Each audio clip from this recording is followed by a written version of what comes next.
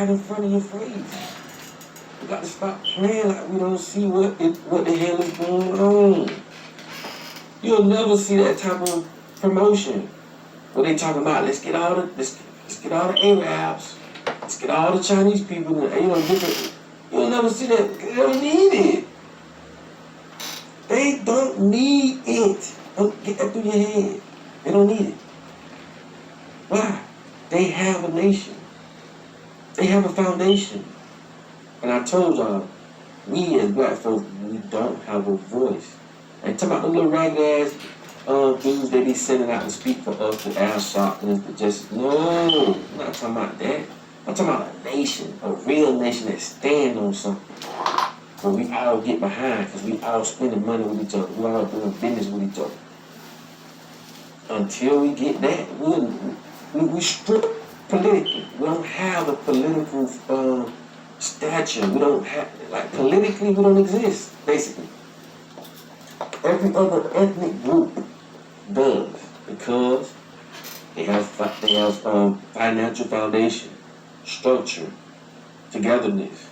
They do things together. They build together. They move as a unit. We don't. We just so busy help building everybody else, building ourselves. Why don't we have our own banks? Also, let me say this too. And if anybody's that's in real estate that know anything about this, please drop it in the comments when y'all vouch for this. Let me y'all know this. Black bulls. There's more people in China that own real estate over here than people that live over here. China, or Chinese people, are one of the biggest real estate buyers in America. Like that, you don't see nothing wrong with that. How many people over here own land or buy houses in China? And I'm telling y'all, man, y'all. Anyway, what they do is they call it buy and hold. Meaning they'll buy it and they'll just hold it. They just hold it. That's what they'll do. You can't buy it. They pay the taxes on it, but they holding it. They holding it.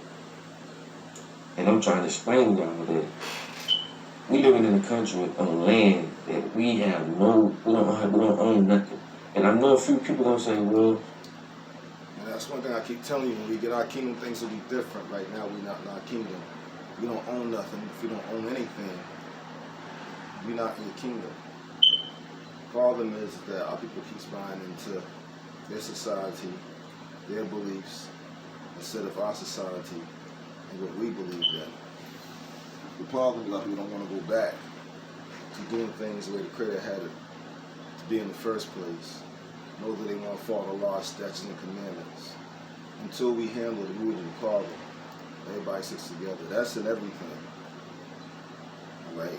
That's all the laws, from the commandments to the natural law to the real feast days. But some of the feast days are not ours. To commandments, to statutes, all the laws, marriage laws, food laws, everything. But the problem is people don't want to follow it. They want to try to further their ambitions, making their nation richer, instead of making their own nation richer. So what they have done to our people is simple. They divide and conquer. You tell people that they can achieve anything they want by themselves. And most people buy it. Sounds like the Garden of Nagret, don't it? Some of y'all call that the Garden of Eden. This is why homes are divided. This is why a lot of things happen. So it's time for us to wake up and realize where we err in our ways and fix the problem. For our fathers and us ourselves have sinned. What is sin? Not abiding by the law. The Creator said He never changed, and His law is a forever law. Therefore, let me ask you this.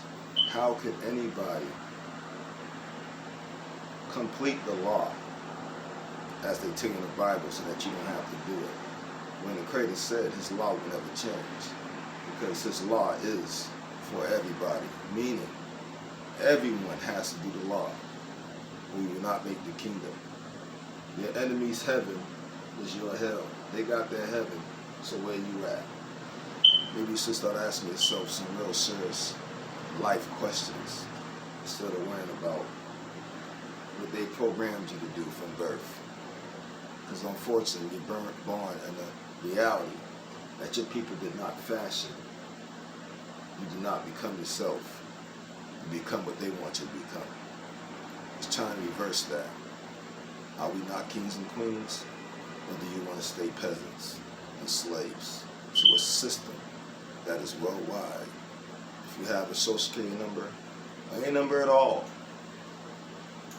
as far as that goes, and every country has this, and you are a slave to the system that has enslaved our own people because they have enslaved you too.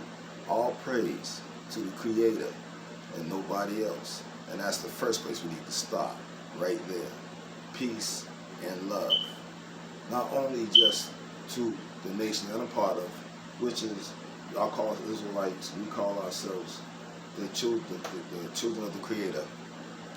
And so we say also peace and love to the outside nations. Hate will not get you into the kingdom.